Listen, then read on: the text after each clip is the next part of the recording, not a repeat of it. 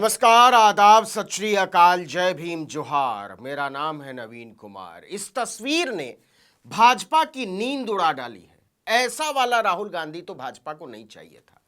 राहुल गांधी से नफरत के मारे नरेंद्र मोदी ने तो उनका घर छीनकर एक तरह से उनकी राजनीति की समाप्ति की घोषणा कर दी थी। लेकिन पहले भारत जोड़ो यात्रा और इसके बाद कर्नाटक के चुनाव ने भयानक तरीके से आत्ममुग्ध नरेंद्र मोदी के सामने एक जुझारू, संघर्षशील, विवेकी और अडिग राहुल गांधी का आविष्कार कर डाला है।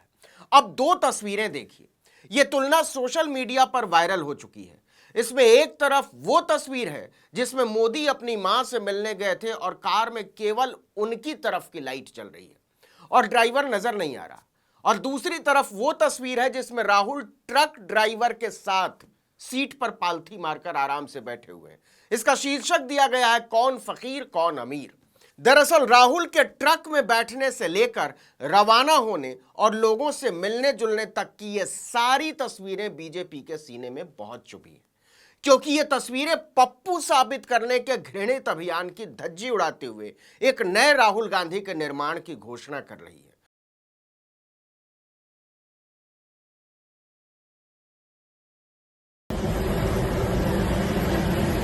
सर सर इधर देखो सर। राहुल सर,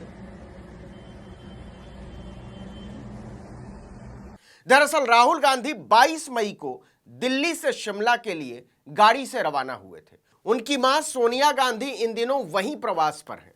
राहुल अपनी मां से मिलने ही जा रहे थे। रास्ते में वो अंबाला से पहले मूरथल के पास एक बहुत मामूली से ढाबे पर चाय पीने के लिए रुके, जहां ट्रक ड्राइवर खाने पीने के लिए रुका करते हैं। राहुल उन ड्राइवरों से बात करने लगे, उनके मन की बात सुनने लगे, उनकी समस्याओं को समझने लगे।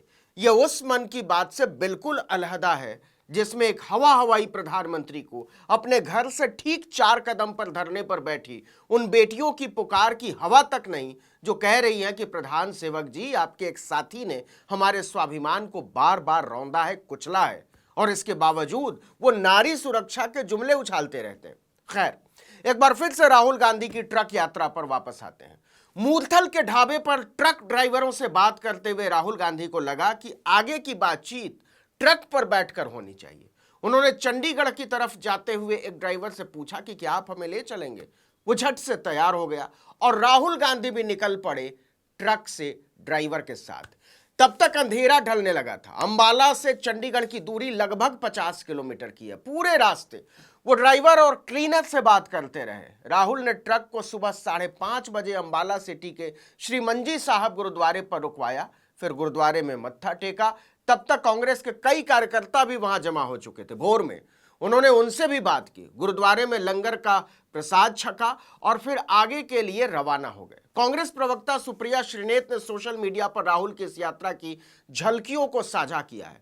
उन्होंने इस वीडियो के साथ लिखा कि यूनिवर्सिटी के छात्रों से, खिलाड़ियों से, सिविल सर्विस की तैयारी कर रहे युवाओं से, किसानों से, डिलीवरी पार्टनरों से, बस में आम नागरिकों से, और अब आधी रात को ट्रक के ड्राइवर से आखिर क्यों मुलाकात कर रहे हैं राहुल गांधी? क्योंकि वो इस देश के लोगों की बात सुनना चाहते हैं, उनकी चुनौतियों और परेशानियों को समझना चाहते हैं। सुप्रिया श्रीनेत ने आगे लिखा कि उनको ऐसा करते देख एक विश्वास सा झलकता है।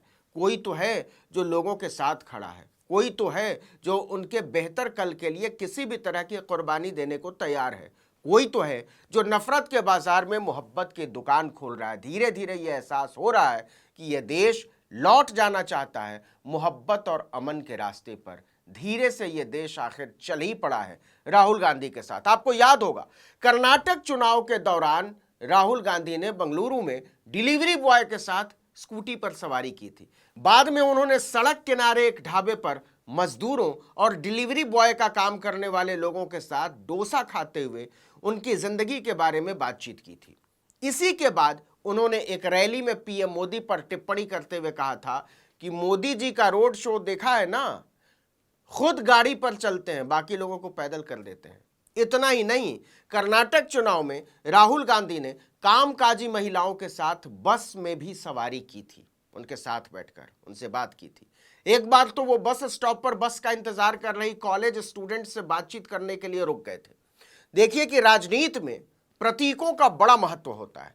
नरेंद्र मोदी ने प्रतीकों के जरिए ही अपनी छवि बनाई, मंदिर मस्जिद की बात करके, मांस के गुलाबी होने की बात करके, कपड़ों से पहचान कर लेने की बात करके, अर्बन नक्सल जैसे जुमले उछालकर, ये मोदी है किसी को छोड़ता नहीं है जैसी बातें करके, एक दिन में 5 कार्यक्रम हो तो 5 बार कपड़े बदल के। उन्होंने रोज एक जैकेट पहनते हैं, एक फंक्शन को एक जैकेट, रोज एक नहीं, एक फंक्शन को एक, और ऊपर से कहते हैं मैं बड़ा गरीब आदमी हूँ, मेरे को सब लोग गालियाँ देते हैं, मैं पिछड़ा हूँ। हम क्या आगे वाले हैं क्या? हम तो और पिछड़े वाले हैं। राहुल गांधी की यात्राएं मोदी के लिए इसलिए भारी पड़ सकती हैं कि मोदी की छवि एक प्रायोजित छवि लगती है। उसमें ढेर सारे मीडिया संस्थानों, पत्रकारों और मार्केटिंग हथकंडों का हाथ है। अरबों रुपए उड़ाकर उनकी छवि बनाई गई है।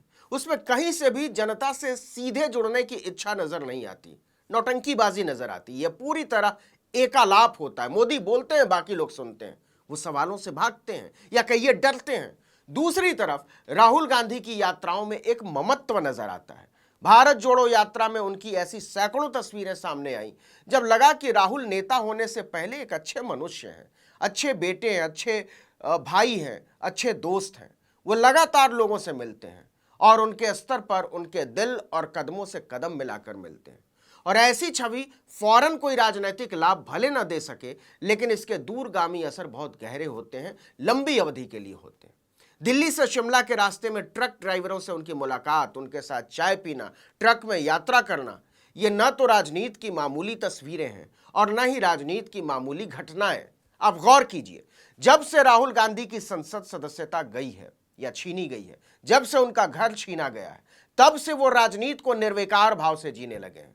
राहुल गांधी के आलोचक उनके बारे में क्या कहा करते थे? यही तो कहते थे कि राहुल पूर्णकालिक राजनेता नहीं हो सकते, वो अचानक कहीं गुम हो जाते हैं। राहुल ने बिना किसी हंगामे के उन आलोचकों को जवाब दे दिया है। लेकिन अब वही आलोचक बोल रहे हैं कि राहुल बहुत ज्यादा सक्रिय हो गए, इतना भी सक्रिय नहीं होना चाहिए था। मतलब किसी भी सूरत में उनका विरोध करना है। बहरहाल राहुल गांधी अब शिमला पहुंच गए हैं। उनकी मां सोनिया गांधी और बहन प्रियंका गांधी पहले से वहां मौजूद हैं। कर्नाटक में चुनावी रैलियों के बाद से सोनिया और प्रियंका 12 मई को शिमला पहुंच गई थी। प्रियंका का यह घर शिमला से 14 किलोमीटर दूर छराबड़ा में बना हुआ है। कर्नाटक में मुख्यमंत्री को लेकर फैसला भी उन्होंने शिमला में रहते हुए ही किया था। हिमाचल प्रदेश की सत्ता से भाजपा को बेदखल करने के बाद इस घर का महत्व थोड़ा बढ़ गया है। इस वीडियो में इतना ही, लेकिन अगर आपने आर्टिकल 19 इंडिया को अब तक सब्सक्राइब नहीं किया तो फौरन कीजिए, बेल आइकॉन दबाइए, घंटी जैसी आकृति लाइक कीजिए और कमेंट करके बताइए हमारा वीडियो आपको कैसा लगा। यूट्यूब पर देख रहे हैं तो हमारे चैनल को सब्सक्राइब कर लीजिए, फेसबुक पर देख रहे हैं तो हमारे पेज को लाइक कीजिए, इंस्टाग्राम पर हमें फॉलो कीजिए और हमारा ट्विटर हैंडल है article19_India और मेरा ट्विटर हैंडल है नवीन जर्नलिस्ट। आप मुझे भी फॉलो कर सकते हैं। नमस्कार।